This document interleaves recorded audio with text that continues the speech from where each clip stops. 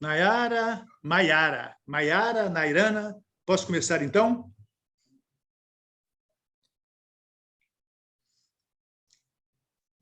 Primeiramente, boa noite. Minhas saudações a todos que estão nos vendo nesse momento. Um abraço que vai chegar posteriormente aos nossos amigos cubanos que verão essa gravação.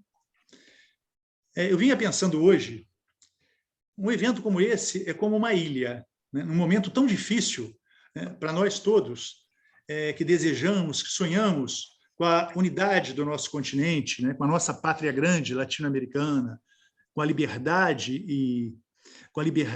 e a felicidade do nosso povo latino-americano, e eu vou falar no singular, porque nós somos apenas um povo, somos o mesmo povo, sofremos as mesmas agruras, temos a mesma história, por mais que tentem nos dividir, né? Nesse momento ainda tão difícil, um evento como esse é como uma ilha, mas uma ilha que lança pontes para que nós cheguemos no nosso sonho comum.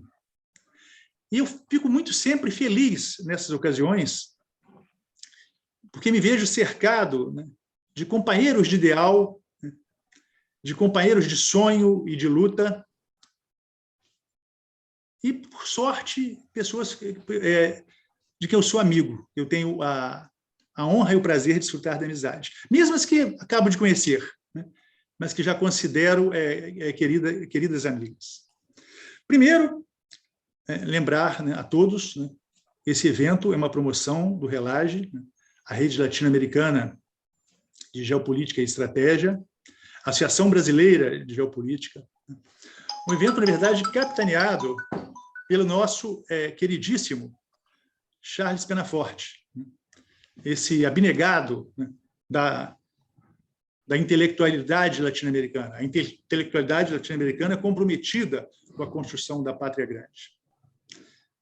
Hoje é uma honra que nós estamos falando diretamente da sala René Dreyfus, né? Isso não é por acaso, né?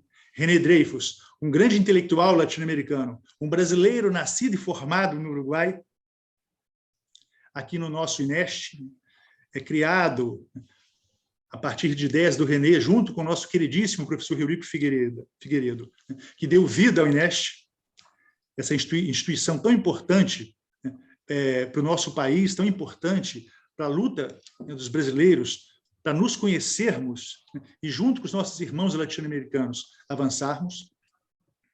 Quero desde já agradecer também ao nosso diretor, professor Wagner Camilo, né, pela cessão do espaço, né, desse canal importante de manifestação, né, e dizer que hoje é com grande alegria, e já avisando antes a quem nos assiste, nós, infelizmente, provavelmente, ele está lutando para chegar, não teremos a participação do nosso querido professor doutor Miguel Barrios, da Universidade de El Salvador, que seria o responsável por um dos temas da noite. Mas teremos a satisfação e a alegria de ter aqui o professor Márcio Malta, que, apesar da pouca idade, é um dos pioneiros desse INEST, o Instituto de Estudos Estratégicos da Universidade Federal Fluminense, foi um dos braços direitos do professor Eurico nesse processo de implantação do INEST, e que, além de intelectual comprometido com a América Latina, comprometido com a construção de conhecimento latino-americano, anti-imperialista, né, e descolonial, é também hoje, né, um dos principais cartunistas do nosso país. E teremos meu outro querido amigo, professor doutor Roy Williams, um dos grandes pensadores do nosso continente, especialista, né, nos temas que interessam a unidade latino-americana, autor de vários livros, um especialista na fenomenologia, né, do peronismo, que certamente nos ajudará e nos dará caminhos, junto com o Márcio, e vamos torcer para que o professor Miguel ainda entre. Eu acho difícil, né? Ele está sendo prejudicado por uma greve de caminhões que está acontecendo na Argentina, que interceptou sua chegada a Buenos Aires para poder participar aqui conosco. Mas o professor doutor Roy Williams e o professor doutor Márcio Malta certamente darão importantes colaborações para o nosso aprendizado, né, para que sirvam de mapa, né, para a nossa luta de construção de um continente unificado, livre, né, a nossa desejada e querida pátria grande, sonhada lá atrás, né, pelos nossos antepassados, espanhóis, portugueses, guaranis, né, e todas as etnias, né, originárias do nosso continente, e todos os nossos antepassados que para cá vieram e se juntaram aos nossos antepassados que aqui já estavam na construção dessa nossa grande pátria. Não vou me alongar mais, cuidei mais dos agradecimentos a essa oportunidade que nos é concedida a todos, de dar mais um passo, ainda que aparentemente tímido, mas vigoroso, né, na construção de um conhecimento acadêmico que nos interessa. E antes de passar a bola, né, frisar que os intelectuais aqui reunidos não são meros intelectuais, são intelectuais e militantes da construção do pensamento latino-americano, né, e aproveitar para dizer que, na verdade, né, os intelectuais, e aí eu coloco aspas, que apenas reproduzem, né, aqui o conhecimento produzido fora, sem antropofagia, sem ser adaptado e relido para ser aplicado na nossa realidade, né, não cumprem o papel, né, que a sociedade, né, que a nossa nação latino-americana, que o nosso povo necessitam que seja cumprido pelos intelectuais, né. São comodistas, burocratas, remunerados para a manutenção do status quo. Felizmente, né, nós estamos aqui hoje, né, com a presença de dois intelectuais que são exatamente o oposto disso. Dois intelectuais dignos, e seriam três, dignos de serem chamados de intelectuais, e dois dignos militantes da construção da pátria latino-americana. Sendo assim, e para não tomar mais o tempo de vocês, né, para que nós façamos esse aprendizado, né, repetindo já os meus saludos aos nossos irmãos cubanos, quando chegar o momento de nos assistirem, passo a palavra para o professor Márcio Malta, né, que vai falar sobre a teoria da dependência como expressão teórica da América Latina. Com vocês, o nosso queridíssimo professor doutor Márcio Malta. Olá a todos e todas, fico extremamente feliz, honrado de poder compartilhar com vocês esse momento. Gostaria, antes de mais nada, agradecer a toda a organização que se empenhou por colocar esse evento. A gente sabe o quão difícil o quanto difícil é organizar um evento, ainda mais nessas condições atuais, mas sabemos também que o conhecimento continua vivo, a ciência continua sendo produzida, e fico, mais uma vez aqui, repito, extremamente feliz e honrado de estar com vocês. Gostaria de agradecer também, além da organização, ao professor Rafael, porque, afinal de contas, convidou e compôs, organizou essa mesa aqui. Fico também extremamente honrado de conhecer o professor Roy Williams, porque, afinal de contas, as nossas temáticas são semelhantes. Eu acredito que vai ser um debate muito fértil, muito rico. Eu gostaria de me apresentar brevemente. Eu sou professor do curso de Relações Internacionais da Universidade Federal Fluminense, do Instituto de Estudos Estratégicos. Nesse momento, eu sou vice-coordenador do Núcleo de Estudos Avançados. E eu vou comentar daqui a pouco, vou apresentar a temática da pesquisa, mas também é importante a filiação aqui no Laboratório de Estudos de Política Internacional, porque, afinal de contas, eu tenho um grupo de pesquisa com alunos da graduação, alunos e alunas, e nós estamos desenvolvendo com bolsas, com financiamento, com bolsas de pesquisa, todo esse rol de discussão que nós vamos ter oportunidade, portanto, aqui de debater nesse momento. Então, como o professor Rafael antecipou, qual o objetivo aqui? É impossível esgotar a temática, eu acho que apenas alguns aportes. Eu fico reconhecido também quando muitas vezes nós temos a oportunidade de conversar sobre determinados temas, muitas vezes, tempos depois, até inesperadamente, algum aluno ou aluna comenta: olha, eu ouvi falar sobre tal autor naquele dia, naquele evento, e muitas vezes desenvolve uma pesquisa. Então, essa circularidade do conhecimento, ela é bem-vinda. Então, como antecipou o professor Rafael, né, eu vou comentar com vocês sobre duas correntes, podemos dizer assim. bem amplas, bem grandes, né? Os desenvolvimentistas e a teoria da dependência como expressão teórica autônoma da América Latina. Então, acho que tem um horizonte aqui muito nítido. Tá? Nós estamos falando, né? São vários temas que vão ganhando popularidade na academia, eu vou até falar um pouquinho sobre isso ao longo da minha fala aqui, vão ganhando popularidade, como, por exemplo, a questão do decolonial, o próprio Rafael mencionou, né? Acho que é fundamental, mas eu vou tentar buscar algumas raízes mais antigas. A própria questão do sul global, que é fundamental, nós estabelecermos esse debate, mas eu acho que é também voltar um pouquinho e fazer uma reverência, né? Para além de uma referência, uma reverência a esses intelectuais que nos antecederam. E como disse o Rafael aqui, o querido Rafael, amigo, ele mencionou que nós estamos na sala René Dreyfus, também nunca é demais, porque, afinal de contas, nós somos feitos de afeto também, né? Nós temos todo o caráter humano, com profunda gratidão, que eu digo para vocês que boa parte das discussões que eu vou poder apresentar aqui para vocês, eu tive a oportunidade de conhecer com o querido professor Teotônio dos Santos. Fui aluno do professor Teotônio dos Santos, tive a oportunidade também de privar da sua amizade, um convívio bem próximo, né? Do qual eu sinto bastante falta mesmo, em termos de afeto, digo aqui, presentemente. Então, também é um acerto de contas, né? Um acerto de contas no sentido positivo.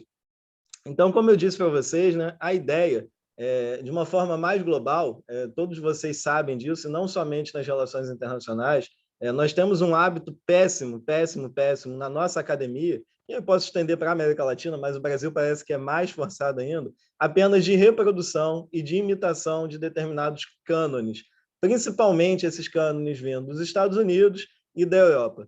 Então, o que eu estou dizendo? Nós temos os cursos de Relações Internacionais, é claro que existem salvíssimas, honrosas exceções, mas na maior parte, né, nós somos formados e conformados, o nosso currículo acadêmico, as nossas leituras primordiais, elas vêm dessas matrizes. A ideia aqui, como disse o Rafael, também é uma perspectiva política, por que não, militante, né, engajada, como diria o Florestan Fernandes, né, fundamental a perspectiva crítica, reflexiva, engajada, como eu disse, resgatar essas expressões teóricas autônomas da América Latina. Então, assim, já gostaria de dizer que essas duas expressões teóricas, né, o desenvolvimentismo e a teoria da dependência, elas podem e muito contribuir para o entendimento, por que não? Eu acho que é a questão que também eu costumo falar muito com meus alunos. Nós não estamos apenas aprendendo como se fosse um conhecimento de arqueologia. Então, hoje nós vamos visitar alguns autores, né, antigos que foram importantes para a teoria. Não.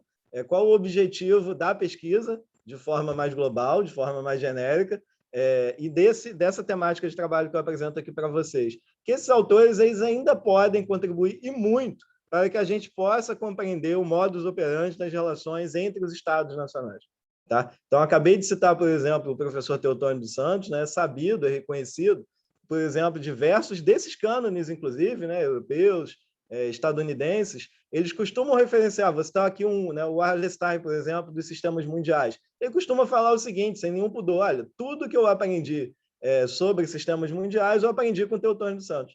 Então, eu já trago um descontentamento aqui, um questionamento, as pesquisas são muito feitas dessa motivação, né? É um questionamento nosso, uma indagação que a gente faz, por que, então, que esses intelectuais, esses autores, muitas vezes sequer são lidos nos nossos próprios cursos? Se os próprios intelectuais dessa matriz, desse referencial original, estão falando, olha, bebi muito dessa fonte, aprendi muito. Porque, afinal de contas, o tempo é escasso, não tem como estender tanto, mas esses próprios intelectuais, eu vou começar a citar o nome de alguns aqui, como, por exemplo, Raul Prebisch, né, argentino, que teve a sua passagem pelo Chile, eu vou mencionar no devido momento, Celso Furtado, Teotônio dos Santos, como já foi mencionado, Rui Mauro Marini, diversos desses intelectuais, eles bebem, eu estou chamando aqui de uma forma mais popular, mas não pejorativa, eles bebem na mesma fonte, e é importante a gente referenciar esses teóricos, eles bebem em um conceito essencial de Leon Trotsky.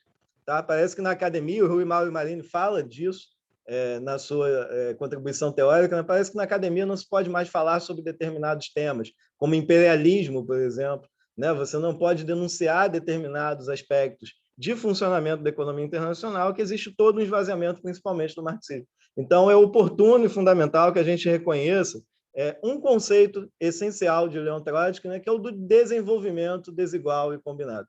Tá? Se nós formos ler Raul Prebisch, tem a discussão de como as nações periféricas, subdesenvolvidas, como a gente queira chamar, terceiro-mundista nas suas épocas, né? Elas continuariam atreladas ao rol da dependência, porque, afinal de contas, as trocas seriam extremamente desiguais. Parece, né, uma coisa extremamente essencial, é um beabá. Eu vou ter oportunidade de amanhã, em sala de aula, reproduzir esse conteúdo aqui, mas eu acho que todos os espaços que a gente tiver, a gente tem que destacar isso, né? É impossível uma nação subdesenvolvida, ok? Ou em desenvolvimento, como eu estou dizendo, como querer chamar, né? Chegar a um rol de nações de primeiro porte, todos esses conceitos são problemáticos, eu estou problematizando de propósito, né?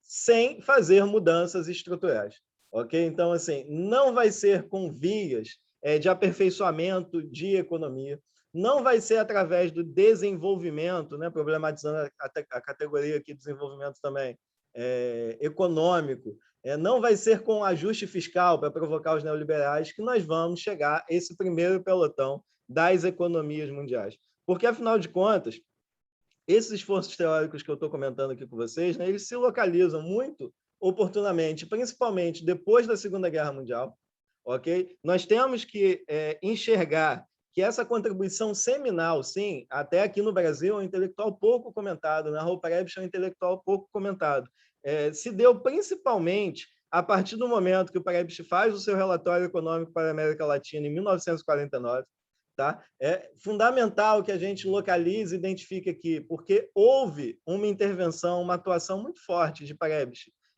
em termos de Organização das Nações Unidas, por isso que eu falei da Segunda Guerra Mundial. Nós estamos falando, então, portanto, né, da fundação da CEPAL, que é a Comissão Econômica para a América Latina, onde esses economistas vão chegar a determinados estudos, determinadas conclusões, né? Eles vão fazer uma análise exaustiva para demonstrar exatamente isso que eu estava comentando, como que esses países, não só eles são dependentes economicamente, e aqui eu posso apresentar para vocês qual é o objetivo central, qual é o objetivo fundamental dessa investigação que eu venho tocando. A nossa dominação ela não é somente econômica. Repito, pode parecer uma coisa óbvia, mas é essencial e nós precisamos falar, né? Eu fiz um trabalho de investigação de pegar em todos esses autores como nós somos dependentes também em termos culturais e teóricos. Então, se você vai, por exemplo, né, analisar os estudos de Raul Prebisch, por exemplo, né, ele vai comentar, né, olha, as nossas elites elas são extremamente reprodutivas.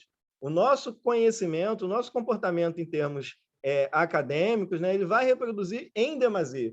E um traço em comum, ao ler, ao analisar todos esses intelectuais, né, um traço muito recorrente é o do exílio, por exemplo. Por que é uma questão que eu acho que cumpre a gente falar aqui? Por que esses intelectuais eles são tão, usando todas as aspas, tão desconhecidos assim? Por que eles não fazem parte das ementas acadêmicas, dos cursos que nós lecionamos? Existe um traço em comum. Esses intelectuais eles viveram em boa parte de suas vidas no exílio. Tá? Se você pega o Raul Prebisch, por exemplo, né, a partir do momento que o Perón, na Argentina, começa a ser perseguido pelas forças dominantes econômicas, ele mesmo vai vai partir para o Chile, por exemplo. Celso Furtado, em determinado momento, por conta da ditadura militar no Brasil, também faz o mesmo caminho. Teotônio dos Santos vai ter oportunidade em diversos momentos, né, de percorrer diversos países, mas principalmente o Chile, né, e o Chile é esse ponto de convergência, né? Rui Mauro e Marina, a mesma coisa. Então, o que nós vamos observar é que esses intelectuais, em larga medida, eles não são conhecidos em seus países, muito por conta, né, desse ostracismo forçado pelo exílio, mas também eu acho que cumpre a gente dizer aqui, né, porque existe esse caráter imitativo, o que eles chamavam de caráter de reflexão, né, não no bom sentido de reflexivo, né, mas de reflexo, de você apenas ser um espelho dessas teorias dominantes dos Estados Unidos, da Europa. Então, o que a gente observa muito, eu até comentei com vocês, esses termos, decolonial, por exemplo, que é bem-vindo, né, que está na moda bastante, está em uso na academia. Nas minhas pesquisas, por exemplo, né, autores fundamentais, como, por exemplo, Eduardo Said, em O Orientalismo, ele já falava o seguinte, né, é preciso descolonizar os chamados estudos de área. Said já falava em descolonizar os estudos de área, não somente uma descolonização, né, dos territórios, numa descolonização da economia, mas também uma descolonização das mentalidades. Então, esse tipo de caráter que tanto Prebisch, Celso Furtado, Teotônio, Rui Mauro Marini vão falar, nós não podemos ser somente imitativos, mas sim nós temos que ter uma força criadora e também autônoma. Então, eu vou avançar um pouquinho, como eu disse, não temos como, né, esgotar todos esses autores, mas também existem determinados comportamentos, como eu disse, são recorrentes. Então, por exemplo, né, apenas para fechar esse ponto do Prebisch, é um intelectual que vai dar uma série de pressupostos, né, ele vai partir de uma série de pressupostos, ele vai dar uma série de indicações de como as nações poderiam ter um desenvolvimento mais autônomo. Então, por exemplo, ficou muito famoso, né, a partir do seu estudo ali, como eu comentei, no pós-Segunda Guerra Mundial, ficou muito reconhecido, por exemplo, a recomendação que ele fazia da substituição das importações. Ali você já observa o seguinte, a Organização das Nações Unidas não vai ver com bons olhos. Como assim? Existe um intelectual que está, né, incluído dentro das nossas fileiras, que está defendendo substituição das importações. O que o Prebisch percebe, e eu já vou mostrar para os outros intelectuais também, né, o que o Prebisch percebe de forma muito rápida é o seguinte, da forma que estava colocado o tipo de desenvolvimento internacional, seria impossível essas nações subdesenvolvidas, né, chegarem a um rol de outro tipo de etapa, como eu estou chamando aqui, de forma até irônica, né, a um primeiro escalão. É importante assinalar, portanto, que em vida o Prebisch, né, a partir do momento que ele se desliga da ONU em 1972, ele vai adotar um tom mais radical e autônomo. É o que eu chamo, junto até com o Said, né, o Said está voltando aqui, né, de estilo tardio. Tá? O Prebisch, no seu momento ali, que ele desenvolve essa perspectiva mais radical e mais autônoma, né, já emancipado da ONU, ele vai falar, olha, é inócuo, é completamente inócuo você tentar fazer medidas para diminuir a desigualdade, para acelerar o desenvolvimento, porque existe uma regra desigual do comércio internacional. Segundo Prebisch, né, o interesse econômico dos grupos dominantes dos centros combina-se com interesses estratégicos, ideológicos e políticos.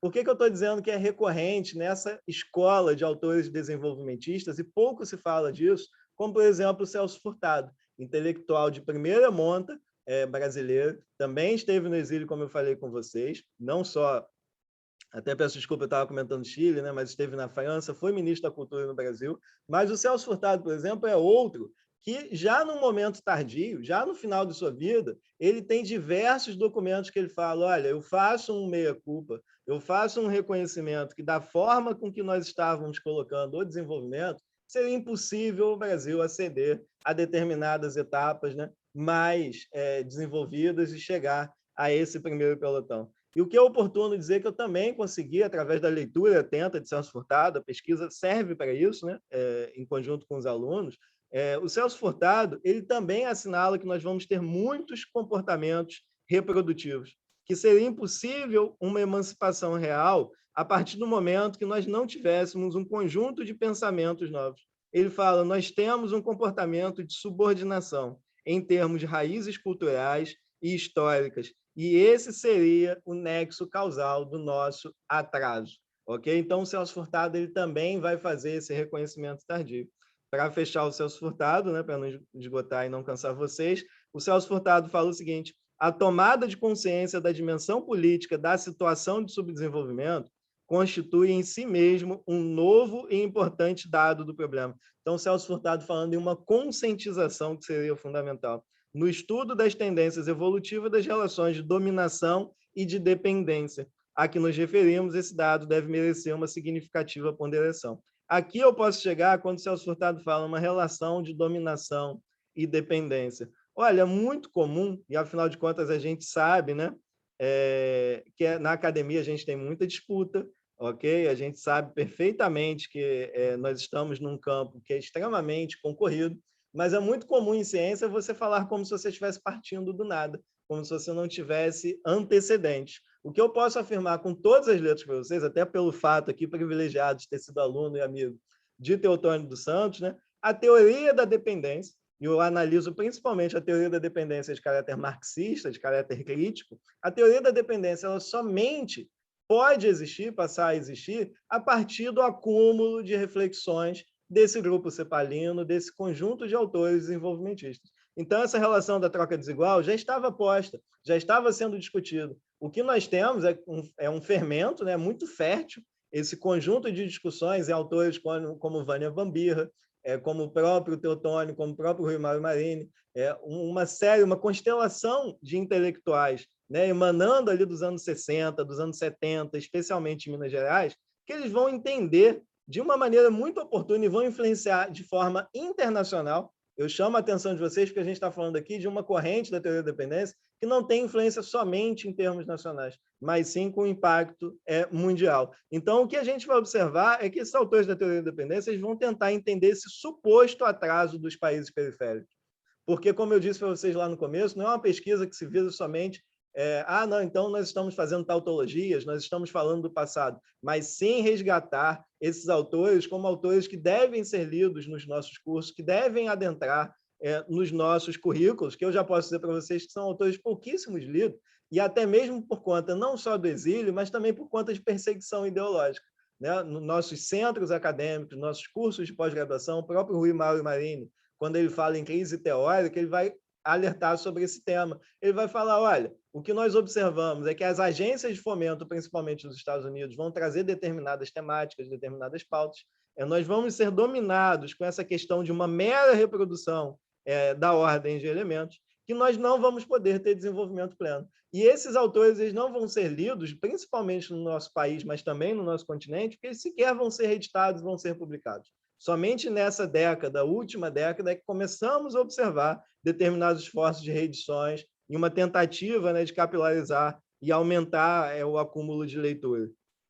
Então, o que a gente tem, tentando fazer um esforço de síntese, é que a teoria da dependência, não só em Teotônio dos Santos, mas principalmente em Rui Mário Marini, o que a gente vai observar é que ele diz, olha, existe um esvaziamento muito forte de um componente crítico na academia, tá? A academia vai se alimentar, né, de se vangloriar apenas dos seus próprios pares, não dando espaço para leituras mais combativas, né, de vitalidade de uma matriz teórica marxista, principalmente. Ele estava fazendo essa denúncia, e principalmente, infelizmente, a gente ainda tem esse inimigo a ser derrotado. A América Latina tem demonstrado, a Colômbia, por exemplo, demonstrou nesse final de semana, o quão inoportuno é esse modelo, mas o Rui Mário Marini, né, em vida, ele já combatia o seguinte: o neoliberalismo é responsável por esse tipo de manutenção de pensamento, por essa reprodução de um status quo. Então, o Rui Mário Marini já dizia, né, se nós quisermos ter emancipação, assim como dizia Paredes, né, uma emancipação econômica, nós temos que ter também uma emancipação teórica, porque, afinal de contas, esses grandes centros de pensamento norte-americanos e europeus, né, o que eles chamam de think tank, né, eles vão tentar ao máximo induzir as suas temáticas, as suas preocupações, as suas questões.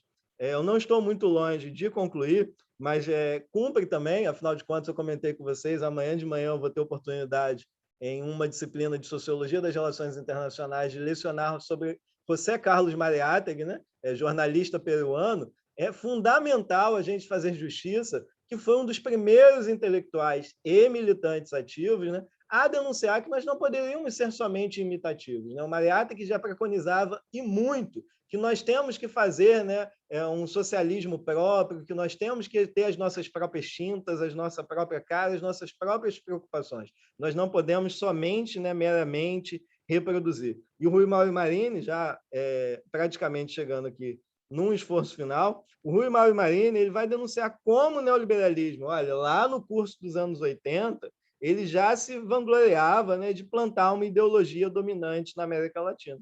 E, segundo o Rui Mário Marini, né, a esquerda via-se, né, numa grave crise teórica. Por que eu estou fazendo esse movimento aqui com vocês, como eu disse, em termos conclusivos? A ideia, e o próprio Rui Mário já dizia, não é apenas reproduzir, inclusive, a teoria da dependência. Notem bem, em nenhum momento aqui a ideia é vamos, então, pegar a teoria da dependência e colocar na nossa atualidade, no tempo presente. Não. O próprio Rui Mário dizia o seguinte: é fundamental retomar o fio da teoria da dependência, mas fazendo uma análise reflexiva, e por que não, né? Até mesmo no momento, eu pesco uma fala do Rui Mário, né? Ele fala, vamos retomar o fio da teoria da dependência para romper o pensamento imitativo e reflexo. Porque, afinal de contas, né, É claro que pode parecer assim, um pouco piegas, né? Mas eu acho que cada oportunidade que a gente fala de um intelectual desse, de um autor desse, é como se eles estivessem renascendo. É como se nós estivéssemos trazendo toda a sua vitalidade, que infelizmente não está mais entre nós, né? Mas como se tivesse uma semente, né? Porque, afinal de contas, até aproveitando, e já para passar a palavra, Rafael, para você novamente, para passar para o nosso colega Roy, né? O Jorge Luiz Borges ele fala, né? Nós somos feitos de memória, mas em larga medida nós somos feitos de esquecimento. Então, assim, todas as oportunidades que eu acho que nós tivermos de não esquecermos dessas profundas contribuições teóricas, eu acho que elas são bem-vindas. Daqui a pouco a gente deve ter um debate, a gente tem a oportunidade de conversar um pouquinho mais. Agradeço enormemente a oportunidade. Obrigado.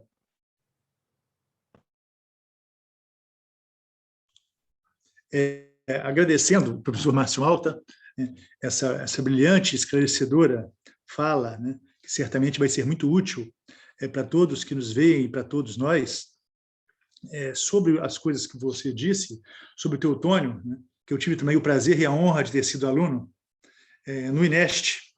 Né. Não era bem o INEST, né, porque o INEST estava em processo de criação. Né. O doutorado em ciência política do Instituto de Filosofia e Ciências Humanas da UF, no processo, né, de transformação qual foi criado o INEST.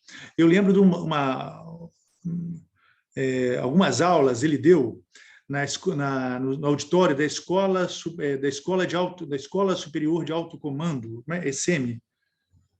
Então, é a escola que forma os oficiais do Exército Brasileiro antes deles irem ao generalato. E ele não conseguiu se conter, ele ficou indignado, porque naquela biblioteca, né, tinha livros de autores e mais autores estrangeiros, particularmente estadunidenses, e os livros do Teotônio, edições e mais edições na China. E ali não se lia o Teotônio. Mas não era um problema só da escola de formação dos militares, é grave. Né? A nossa universidade brasileira, a minha geração, os meus colegas e parentes que fizeram os cursos de Ciências Sociais da UFRJ, da UF, né, liam o que nós imaginávamos ser tudo, né? Mas nós não líamos os autores brasileiros. E não líamos principalmente os autores derrotados em 1964. Né? Nós enterramos todo o processo histórico que o Brasil viveu até 64 de busca, de afirmação, que estava num processo muito rico, e que não por acaso foi dado o golpe de 64 para travar esse processo.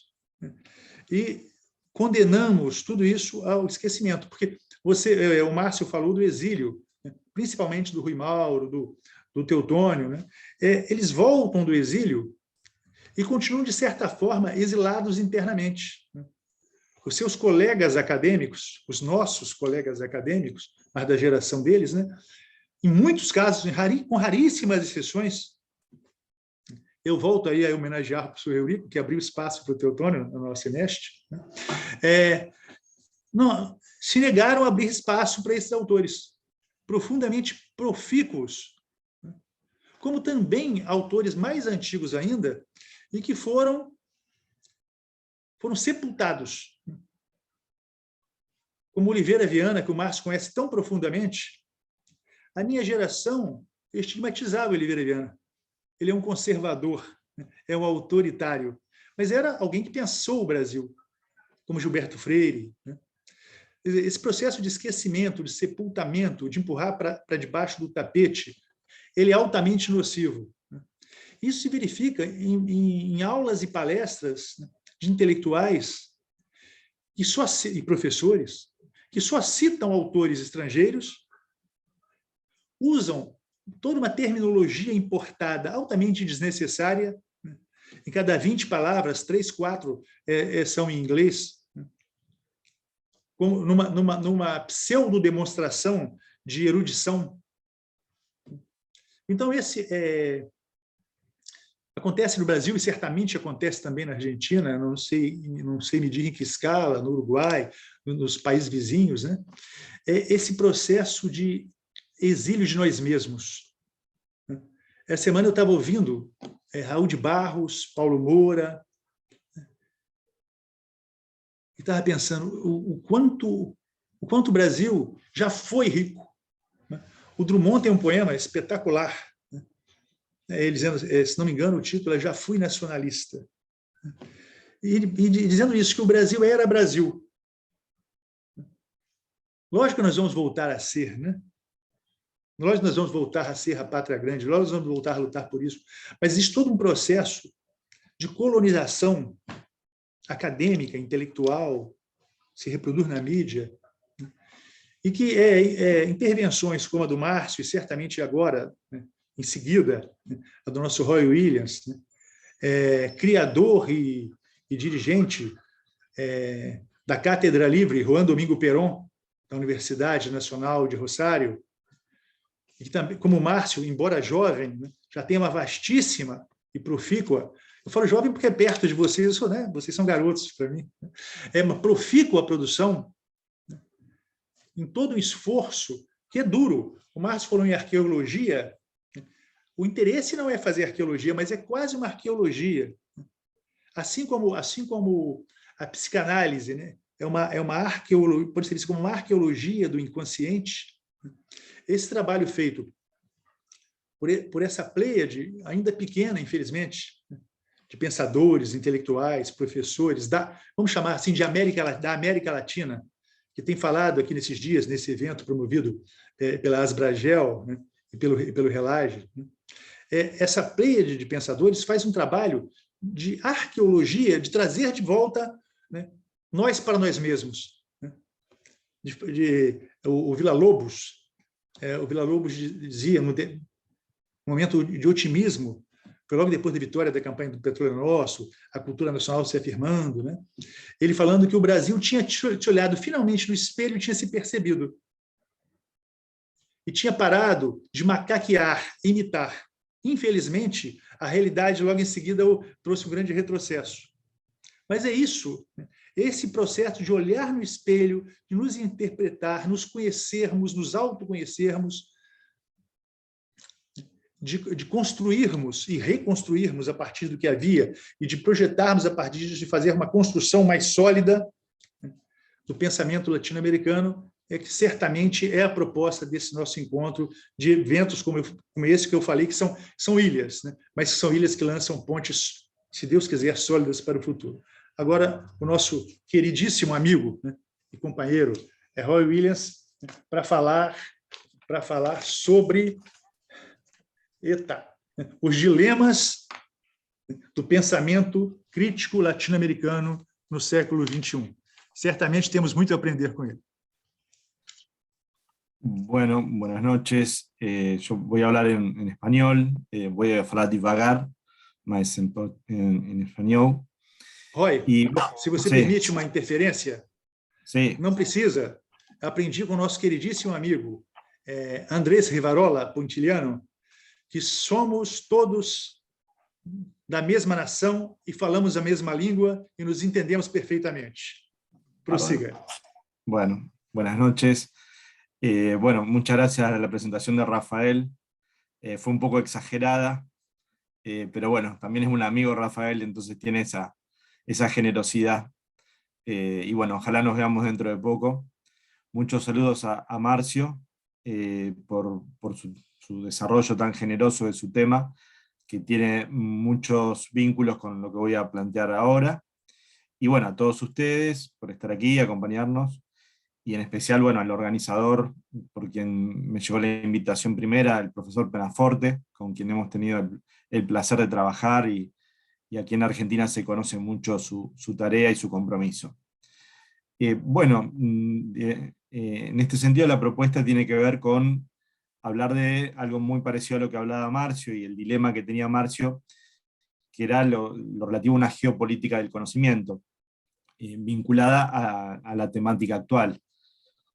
Obviamente esto nos lleva un poco al problema de las ciencias sociales, ¿no? De lo que son los debates de ciencias sociales en América Latina hoy, y con un poco de tensión en torno a la filosofía política. En ese sentido, rescato mucho lo planteado también por Rafael, la preocupación de un pensar autónomo pero un pensar autónomo que articule con una reflexión geopolítica y con una reflexión que acompañe los proyectos políticos. Creo que América Latina en este momento está viviendo una etapa en que esas tres esferas, la de la política, la de la geopolítica y la del conocimiento, no están articuladas de manera sólida o de manera estructural, y eso hace un desbalance en el cual los proyectos políticos muchas veces no están acompañados de ideas sustentables, y al mismo tiempo las propuestas epistemológicas tampoco articulan con las cosmovisiones políticas. Es en ese sentido que retomaba un poco la idea de geopolítica del conocimiento, que es un planteo desde la filosofía y de las ciencias sociales en la actualidad, y que nos vincula estructuralmente con el tema de lo que se denomina el pensamiento descolonial, ¿no? Que es de algún modo ese pensamiento elaborado por Enrique Dussel, Aníbal Quijano, Rita Segato, bueno, Walter Mignolo, una tradición bastante amplia de pensadores, que de algún modo es el pensamiento crítico más destacado de este siglo XXI, por lo menos de los últimos 15, 20 años, y bueno, y que articula precisamente este problema del saber y el poder. Desde el punto de vista genealógico de su origen, este problema de saber y poder, para la teoría decolonial particularmente, ya se da, tiene como comienzo la misma conquista de América, entendiendo que con el proceso de conquista de América se da una colonización de los saberes, del lenguaje, de la memoria, del imaginario. Entonces, de algún modo, para esta teoría decolonial, lo que se da con la conquista de América es, por un lado, una expansión colonial militar, en principio, económico-militar, española y portuguesa, pero ese fenómeno está articulado y está soldado por una exportación de las epistemologías, ¿no? Es decir, los saberes europeos también se imponen en este modelo político, entonces hay un fenómeno de colonialidad del poder que está articulado estructuralmente con una colonialidad del saber, ¿no? Entonces, para la teoría decolonial, en algún punto, ese es, ya desde el inicio de América, o de la irrupción de América en la historia, ya saber y poder están estructurados de manera imperial, podríamos decir. Claramente este problema es un problema del saber y el poder que está, de algún modo, irradiando las identidades latinoamericanas. En ese sentido, Simón Bolívar se plantea en la Carta de Jamaica, por ejemplo, digamos, la construcción de una identidad nueva, una identidad criolla, que tenía que ver en ese caso con el proyecto hispanoamericano, pero no logra construir una epistemología autónoma, digamos, no construye un proyecto político, pero que no está sustentado en saberes epistemológicos nuevos, que eran los que estaba elaborando, por ejemplo, Simón Rodríguez. En ese sentido, dentro por ahí del ámbito hispanoamericano, que a mí me toca por ahí conocer, sabemos que nuevamente este problema sobre una autonomía del pensamiento aparece en José Martí, digamos, cuando plantea en Nuestra América la idea de un pensamiento mestizo, de un pensamiento vinculado al mundo natural, al hombre nativo, y que de alguna manera construye una epistemología propia. Y en el caso específico de Argentina se da una particularidad que ya en el siglo XX, a partir sobre todo de la experiencia del peronismo y unos años antes, por la particular dependencia argentina digamos, de la diplomacia británica, es como que se genera un pensamiento crítico en nuestro país que va a poner en juego también el problema del conocimiento. En ese sentido aparece un autor, insisto, están todos muy vinculados al peronismo, como Arturo Jaureche, que va a plantear la necesidad de construir un método para conocer la realidad, de Fermín Chávez, que va a plantear una nueva ciencia del pensar, y más a nivel contemporáneo, de un pensador que fue del peronismo, pero también de la filosofía de la liberación, que es Mario Casalla, que va a plantear la necesidad de construir una lectura culturalmente situada. En este sentido, digamos, dentro de la experiencia argentina, podemos decir así, o rioplatense, que es un poco la que más conozco desde el punto de vista histórico, podemos decir que con la emergencia de los populismos, también hay un movimiento epistemológico, es decir, la ruptura cultural que generan los populismos en Argentina, sobre todo a partir de la década del 50, también implica una revisión y una crítica de los saberes oficiales. A mediados del siglo XX en nuestro país, una serie de intervenciones vinculadas a la geopolítica del conocimiento. Pero con la particularidad, en ese caso, que las posiciones críticas epistemológicas están asociadas al proyecto político del peronismo. Culturalmente, identitariamente, de algún modo acompañan todo lo que es, hasta el derrocamiento del peronismo del 55, de algún modo la crítica epistemológica está vinculada a un acompañamiento del proyecto popular, ¿no? En ese sentido, ya yendo un poquito al núcleo del tema, dentro de esta opción de colonial, digamos, que se va construyendo, que no se identifica en el caso del peronismo con la decolonialidad, pero sí la decolonialidad va a tomar fuertemente la herencia de lo que mencionaba Marcio, ¿no? Que es la teoría de la dependencia, ¿no? Es decir, la lectura económica, economicista, que registra la división centro y periferia, que también destacó Marcio, y que aparece como un germen de un pensamiento autónomo, es recuperada por los autores de la filosofía de la liberación, que después van a ser representantes del pensamiento decolonial, especialmente por Enrique Dussel, ¿no? Enrique Dussel va a entender que de algún modo lo que hace la teoría de la dependencia había que trasladarlo al ámbito de la filosofía y del conocimiento, ¿no? Es decir, esa ruptura epistemológica tenía que pasar también, tenía que darse, tomando el ejemplo de la teoría de la dependencia, tenía que desarrollarse también en el ámbito del conocimiento. En ese sentido, nosotros, cuando hoy de algún modo llegamos a esta etapa, a esta contemporaneidad, y hablamos de esta teoría decolonial que está tan de moda, hablamos de un pensamiento que ya es del siglo XXI y que tiene como representantes a Dussel, a Aníbal Quijano, a Walter Miñolo, a Santiago Castro Gómez, a Rita Segato, a Catherine Walsh, a Arturo Escobar, Edgardo Lander, y que en cierto modo,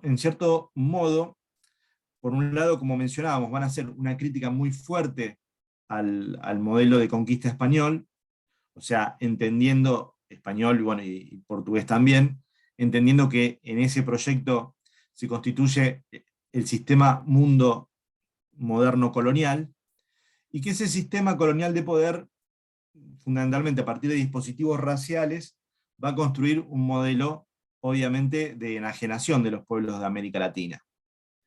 Ahora bien, este enfoque descolonial, en un punto, va a hacer hincapié en la idea de una geopolítica del conocimiento. ¿Y qué apunta esta geopolítica del conocimiento? Particularmente, el representante de la geopolítica del conocimiento es un escritor argentino que se llama Walter Miñolo, y lo que va a entender es que esta geopolítica hace hincapié, un poco retomando lo que había problematizado Marcio, en la problemática de la producción del conocimiento específicamente, ¿no? Es decir, en la necesidad de identificar la formación de conocimiento con los lugares donde se genera ese conocimiento, ¿no? Es decir, hacer o prestar atención a los espacios geohistóricos situados y centros de poder donde se genera el conocimiento. En este sentido, el conocimiento tiene un valor y un lugar de origen, y está fuertemente vinculado particularmente con los centros de poder, es decir, que hay una vinculación entre colonialidad del poder y desarrollo del capitalismo. En este punto, claramente, lo que apunta a la geopolítica del conocimiento, apunta particularmente a llevar luz, digamos, a las conexiones existentes entre el lugar que se produce el conocimiento, digamos, el lugar geocultural, y la producción teórica, ¿no? Es decir, cómo eso responde a centros particulares que son, de algún modo, los centros que también detentan el poder político, estratégico y diplomático. Y al mismo tiempo que denuncia esos saberes por su georreferencia o por su centralidad y su compromiso con el capitalismo, también la geocultura del conocimiento plantea la necesidad de, desde el punto de vista, podríamos decir, ecológico en un punto, o de ecología de los saberes, como diría Boaventura, la necesidad de incorporar nuevos saberes. Es decir, la necesidad no solo de denunciar, sino de recuperar los saberes marginalizados y los saberes dominados por los espacios de producción de conocimiento. Esto claramente, esta posición abriga muchas cercanías con la epistemología del sur, de Boaventura de Sousa Santos, en el sentido de entender una ecología de los saberes que no solo tiene que quedarse en la denuncia, sino que se tiene que comprometerse con la rehabilitación de los conocimientos subalternos, ¿no?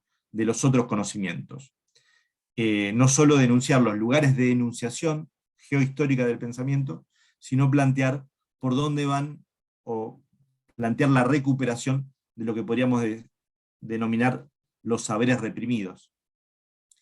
Es en ese sentido que ocupa una centralidad hoy esta geopolítica del conocimiento, y lo traigo como un concepto para poder reflexionar, y creo que estamos en sintonía un poco, por un lado, con las situaciones que está viviendo las ciencias sociales hoy, en el siglo XXI, pero por otro lado, vinculándolo a una tradición crítica de nuestro, digamos, de nuestro continente, que la hermana con la teoría de la dependencia que estaba relatando Marcio. En ese sentido, haciendo, bueno, esta referencia, no me quiero extender tanto también porque no quiero abusar de su tiempo, claramente aquí lo que se va planteando es, digamos, el rol de la epistemología descolonial como una referencia del pensamiento crítico latinoamericano, y tomando como hincapié esta articulación entre colonialidad del poder y colonialidad del saber, y el rol de la geopolítica del conocimiento vinculado fundamentalmente a las ciencias sociales. En ese marco, yo lo que quiero dejar son algunas inquietudes, particularmente en cómo nosotros hoy, claramente estos pensamientos críticos que van emergiendo, como lo que son los de la teoría de colonial, vinculada a posiciones epistemológicas radicales, cómo esos saberes hoy estamos encontrando dificultades para articularlos con proyectos políticos específicos, ¿no? Es decir, creo que lo que ha ocurrido en América Latina, lo que viene ocurriendo en los últimos años, es digamos, la aparición de epistemologías críticas o epistemologías radicales, pero al mismo tiempo esas epistemologías han quedado muy vinculadas a entornos académicos. Es decir, han formado parte de proyectos académicos, digamos, muy vinculados a las líneas de acreditación académica, o han quedado articulados a proyectos políticos periféricos, a proyectos políticos tal vez minoritarios, y cómo los proyectos políticos de mayorías sociales no han, en los últimos años, y esto lo digo también hablando desde el peronismo y desde las realidades que se viven en Argentina, pero cómo los proyectos políticos de mayorías sociales, los proyectos políticos que son alternativas reales en nuestros países, no alcanzan a incorporar este tipo de problematizaciones, este tipo de críticas epistemológicas, de proyectos de carácter de envergadura intelectual y de problematización de las ciencias sociales. En este sentido, y sí, aquí para cerrar y para no quiero, insisto, abusar del tiempo de ustedes, creo que las dos matrices críticas que hoy en la filosofía política están emergiendo, por un lado, es la mencionada teoría decolonial, que traté de desarrollar algunas de sus líneas, particularmente vinculada a la cuestión del conocimiento, y la otra gran línea de trabajo del pensamiento crítico latinoamericano creo que tiene que ver con el pensamiento populista, ¿no? La teoría populista, que realmente adquirió un grado de densidad muy importante con el pensamiento de Ernesto Laclau, también ha aparecido como la otra matriz crítica, me parece, de este siglo XXI, y de algún modo, hay que también decirlo, ha perdido vigor, ha perdido fuerza. Creo que también el retroceso de los populismos más de izquierda ha hecho que esa reflexión pierda vigor, y al mismo tiempo el fallecimiento tal vez de su teórico más destacado, que era Laclau, no ha encontrado sucesores, digamos, no ha habido una comunión intelectual que fuera una comunión discipular, digamos, de gente que siguiera el legado de Laclau. En ese sentido, y comparando populismo y decolonialidad, creo que la decolonialidad nos permite tal vez una lectura geocultural que tal vez el populismo no ha desarrollado. Esto lo digo para pensar el siglo XXI. Es decir, hay una hermenéutica decolonial que está arraigada a la historia americana, a la historicidad americana. Al mismo tiempo, del mismo modo que hace el populismo, y como traté de marcar, la incorporación del tema del poder a la cuestión del conocer es algo que asume la temática decolonial. Y finalmente, otro de los aspectos positivos en esta decolonialidad y la geocultura del conocimiento que le corresponde, es que los intelectuales de la decolonialidad, digamos Dussel, Mignolo, Segato, Quijano, han mantenido una voluntad de sistematicidad, han construido un corpus teórico, y un corpus teórico en el cual ha aflorado una colaboración académica muy fuerte, ¿no? Una colaboración temática y académica muy fuerte, que en otros espacios críticos latinoamericanos se ha perdido. Y como cierre, planteo algunas de las dificultades que me parece que ofrece la temática descolonial. Por un lado, hay una crítica excesiva al eurocentrismo, que me parece que hace hincapié en el eurocentrismo, en la crítica al eurocentrismo, pero no traslada esa crítica a otros proyectos. Es decir, la crítica a Estados Unidos no es tan profunda, o a otros proyectos imperiales, no es tan profunda como la que se hace al eurocentrismo, que a veces parece hasta excesiva. Por otro lado, creo que hay una crítica muy fuerte a la modernidad, que también le dificulta pensar los escenarios contemporáneos, desde el punto de vista político. Y por otro lado, como les mencionaba, creo que ha quedado en una propuesta política muy vinculada a proyectos académicos o proyectos minoritarios en lo político. En este sentido, claramente ha quedado muy vinculada al circuito de producción académica o a propuestas políticas tal vez que no han articulado con los grandes movimientos políticos, y tal vez ha quedado en una crítica académica o culturalista. En este sentido, claramente también hay una ausencia de una teoría del Estado dentro de la problemática descolonial, y de algún modo, de la misma manera que está ausente la teoría del Estado, están ausentes, digamos, varias categorías que son indispensables para poder construir un proyecto político o una alternativa política en la región. Bueno, era esta la idea, espero haber sido más o menos claro, si se haya podido entender. Así que bueno, nuevamente muchas gracias. Agradecendo ao Roy Williams por essa intervenção, que, como eu previ, né, na abertura, seria profundamente esclarecedora e rica nesse nosso esforço de entender melhor essas questões tão essenciais para o nosso continente, para os nossos países, para a nossa nação, a nossa pátria grande. Eu queria dizer o seguinte, uma coisa que, enquanto você falava, que tem a ver com o que você e o Márcio, com o que o Roy falou e com o Márcio falou, ao falar desse desconhecimento dos nossos estudiosos, a impressão que eu tenho é que, no caso brasileiro, isso é mais grave ainda, porque nós aqui, mesmo nos meios que fazem esse esforço de aproximação latino-americana, é grande nosso desconhecimento sobre os autores, sobre os pensadores, principalmente do Prata, que pensam essa questão. Os nossos irmãos uruguaios e argentinos conhecem mais os autores brasileiros desse campo do que nós brasileiros conhecemos os autores do Prata. Eu lembro quando o nosso querido amigo Luiz Vignolo, da Fundação Vivian Trias, me pediu um contato com algum intelectual brasileiro que pudesse fazer uma fala, né? Uma fala para um evento da Fundação Vivian Trias, e eu tinha algumas possibilidades. Mas eu lembro, por exemplo, que eu ofereci a possibilidade do Leonardo Boff e ofereci a possibilidade do Teotônio dos Santos.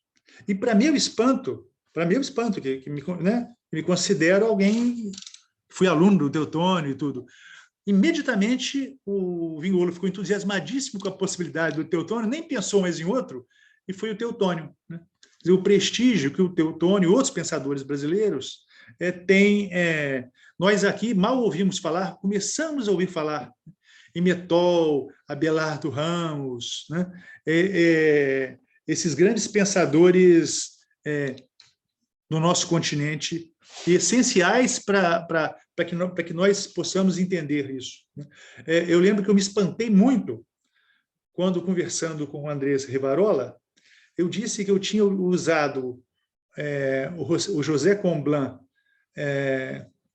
no meu marco teórico, e ele conhecia bem, porque o Comblan era um parceiro intelectual do Mettol. Nós aqui ainda não tínhamos ouvido falar no Mettol, e os amigos uruguaios já tinham esse diálogo com um pensador brasileiro, no caso belga brasileiro, né? Quer dizer, repetindo essa questão do desconhecimento, e que não é um desconhecimento fruto do acaso, né?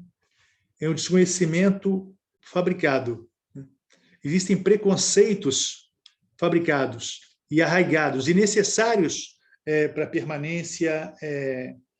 permanência da dominação. Preconceitos que atingem, por exemplo, o Roy falou de populismo, né? Populismo entre nós, talvez mais aqui do que do lado de lá, no Rio da Prata, né? É um epíteto, né? Usado de forma indiscriminada contra tudo que possa ser associado a atraso, né? A atraso político e intelectual. Conceitos como de imperialismo inteiramente abandonados e tidos como arcaicos. Nacionalismo como uma coisa atrasada e contraproducente para o conhecimento, para a democracia, para a evolução. Nós, felizmente, né, temos ainda um tempo bastante razoável. Então, eu pergunto para vocês, e peço até a ajuda luxuosa das nossas queridas colaboradoras, a Maiara Coan Largo e a Nairana Carcou Bonis, nomes bonitos os delas, né? Elas não são sobre isso, que não têm nomes bonitos, as nossas jovens estudantes. Se nós devemos dar algum tipo de prosseguimento. Não, mas, de qualquer forma, eu passo a palavra para o Márcio e para o Roy, para que possam fazer novas considerações que queiram fazer e, se for o caso, encaminhar suas despedidas. Por favor, Márcio. Professor Márcio Malta. Obrigado, Rafael. Eu fiquei extremamente feliz aqui, recompensado ao ouvir o Roy Williams, porque, afinal de contas, se tivéssemos combinado, eu acho que não daria tão certo. Eu já havia identificado uma certa semelhança, similitude entre os títulos, porém, mesmo trabalhando autores referenciais teóricos diversos, mas não divergentes, eu percebo uma semelhança, né, muito bem-vinda entre as nossas investigações, e também enxergo com muitos bons olhos, né, como disse o Rafael, autores do porte do Quijano, do Dussel, dentre outros, né, que, de fato, vou fazer coisa aqui com o Rafael, muitas das vezes também, né, são completamente desconhecidos, e gostei também, né, não é um mero acaso, porque, afinal de contas, é um projeto, né? Parece piegas, parece forçado, senso comum, mas é um projeto político, ideológico, tão bem feito, que faz com que nós tenhamos profundo desconhecimento, não só das nossas próprias raízes, como das raízes dos nossos irmãos, porque, afinal de contas, né, o Rafael usou aqui, não inadvertidamente também, a ideia de pátria grande, né, nós brasileiros parece que não nos vemos participando desse continente. Como eu disse, eu acho que é um esforço diuturno fazer esse tipo de ponte, que, afinal de contas, é essa metáfora que o Rafael usou, da ponte, né, porque eu acho que a identificação que nós temos é a mesma, né? Primeiro, que nós não lemos os nossos autores, okay? Não lemos os autores vizinhos e repetimos de forma reprodutiva, imitativa, reflexa, como eles dizem, né, esses cânones. E concordo quando diz o Roy, não somente uma crítica ao eurocentrismo, mas também uma crítica, né, a essa, em demasia, né, dominação estadunidense, como sempre o Rafael diz, né, não são americanos, como quantos dos nossos costumam repetir, né? Os estadunidenses, né, eles têm também uma alta responsabilidade com as suas agências de fomento nesse nosso proceder, que muitas vezes achamos que é um acaso, mas é um projeto político.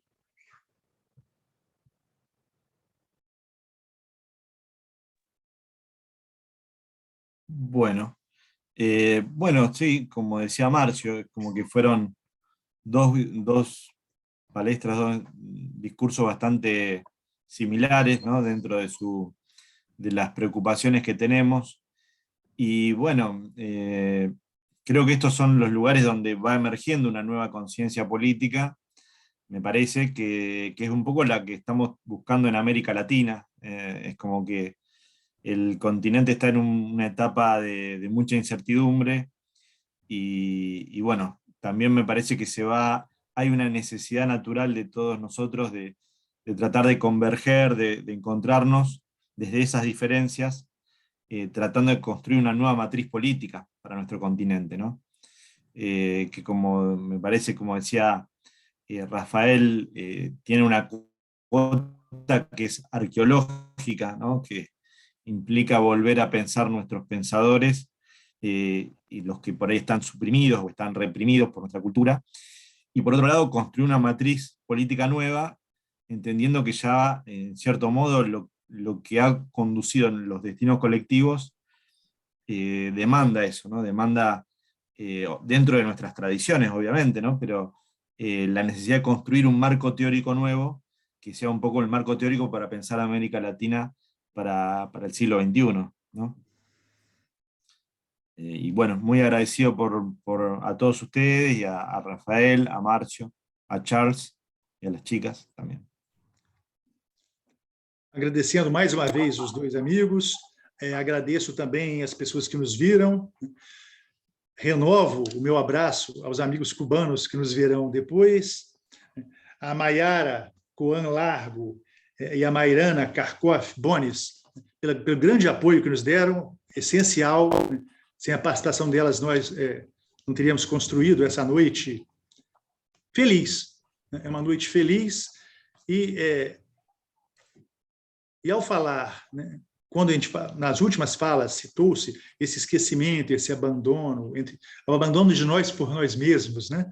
Essa necessidade de unidade latino-americana, temos que encerrar prestando a justa homenagem, né, ao querido amigo, professor doutor Charles Penaforte, que é um raro acadêmico, né, que, através da Asbragel, da Relage, da sua cátedra da Universidade Federal de Pelotas, tem feito todo o esforço de integração acadêmica, de integração intelectual, de debate, de ideias do pensamento latino-americano. Hoje é mais uma daquelas noites que a gente encerra cansado, porém feliz e esperançoso, e tendo certeza que vale a pena continuar. Muito obrigado a todos.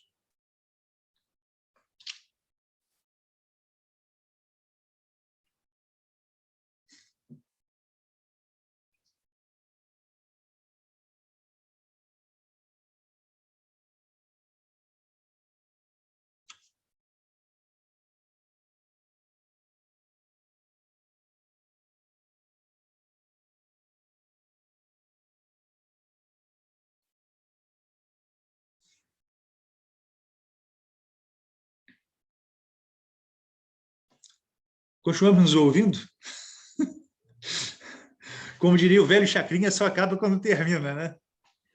Já que vocês estão me escutando ainda, eu quero agradecer imensamente em nome da organização as 3 palestras que tivemos, porque, querendo ou não, o professor Rafael também fez uma palestra aqui, que a gente pôde acompanhar. Muito obrigada mesmo, e para o que precisar, estamos aí. E acho que essa é o grande aprendizado, é compartilhar conhecimento, essa integração entre diferentes acadêmicos que a gente consegue seguir adiante. Muito obrigada mesmo, pessoal. Ótimo, obrigado. Eu que agradeço. E saudações aí para o evento. Muito sucesso para vocês. Obrigada. Muchas gracias. Prazer. Saludos, pai. O Roy já deu aula lá no INEST, deu uma aula lá, Márcio. Tá certo. Legal, bacana. Pai, bem-vindo, pode retornar. Temos que trazer ele de volta. Vamos ver se a gente compra o passe do Roy. Tá certo, vamos agendar o regresso dele. E no futuro tem professoras lá como a Nairana, como a Maiara.